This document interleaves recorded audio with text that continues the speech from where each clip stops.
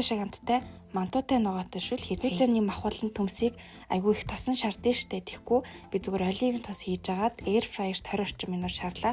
Шаргах шүүгэнд бас хийгээд шарчж болох хооронд тосонд сонгон болон лууна хуурсны дараа лаврын авч болон дайлууны өр хийгээд бас баг зэрэг хуураад шөлөө хийн. За төмс маань нэг юм шаргалтаад гоё болсон байна. Бас 20 орчим минут шараал болоо. За хоёулаа нэг иймэрхүү харагдчихээн. Өмнө нь болохоор би юм гялгар ууттай мандуу хөллөөгөд хэрэглээд идэг гэсэн байхгүй юу? Одоо болохоор бүр юм зориултын гүн хөлдөөцсөн 15-аас 20 минут чигнээд л бэлэн болох юм мандуу гарсан байлээ. Тэрнийхээ хамтлаганд давс, перц, сой соус, шарсан мах төмсөө хийгээд 15 минут болгоно.